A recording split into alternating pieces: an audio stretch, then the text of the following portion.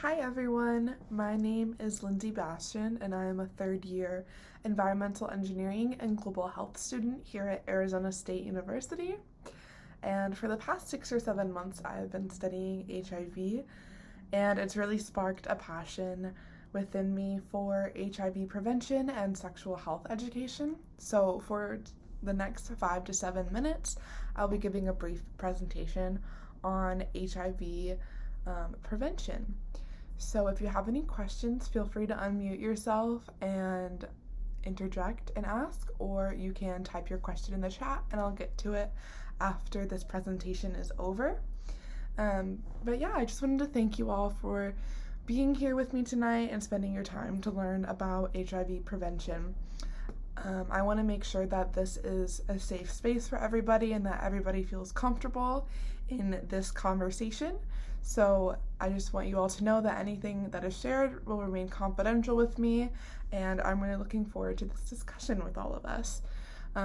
So I know that this isn't a topic that usually comes up often with your friends, but it's really important to talk about because there's no cure anywhere in the world for HIV, but it is 100% preventable. So tonight we're going to be discussing prevention of sexual transmission of HIV.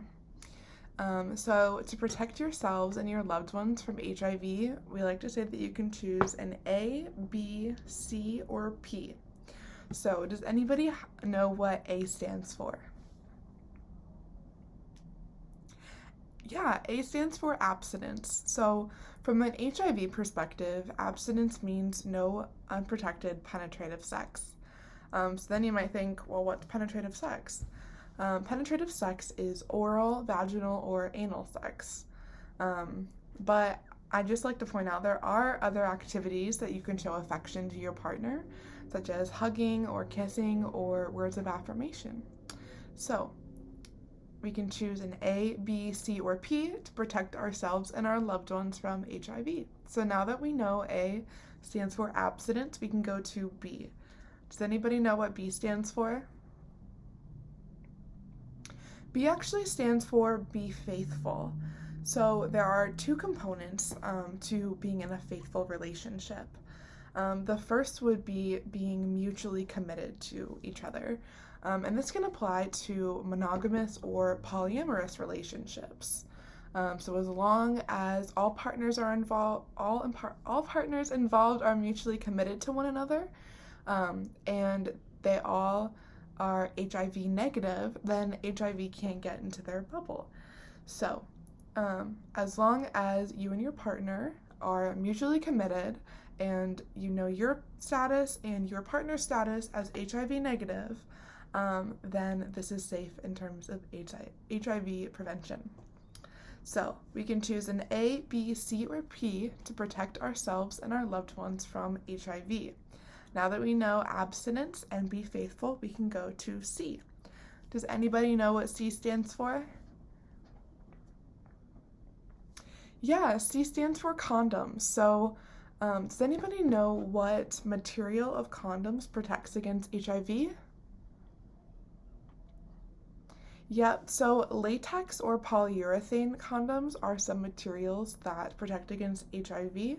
If you are allergic to latex condoms, there are other options such as nitrile condoms. And make sure that if you are using a lubricant, you don't use an oil-based lubricant, as those can create pores big enough for HIV to pass through in the condom. So make sure that you are sticking to water-based or silicone-based lubricants with your latex or polyurethane condoms. Additionally, make sure that you're only using one condom per sex act per partner. So make sure that you're not doubling up on condoms, you're not using 2 male condoms or 1 female and 1 male condom, and that you aren't reusing condoms between sex acts. Additionally, just make sure that you're not using any natural condoms because those don't protect against HIV. So we can choose an A, B, C, or P to protect ourselves and our loved ones from HIV. Now that we know our A, B, and C, so abstinence, be faithful, and condoms, we can talk about P. Does anybody know what P stands for? P actually stands for pre-exposure prophylaxis. So other people call it PrEP. So pre-exposure prophylaxis is a medication prescribed by your physician that is taken daily. And this is for people that in their current lifestyle, it's not possible, or they would prefer not to stick to an A, B, or C, so they can use PrEP instead to protect themselves from HIV. So at any point in a person's life, they can choose an A, B, C, or P to protect themselves from HIV. And I think it's also really important to talk about how at different points in your life, you might want to use one of the different letters, which is totally okay. As long as you're using an A, B, C, or P, you can protect yourself and your loved ones from HIV.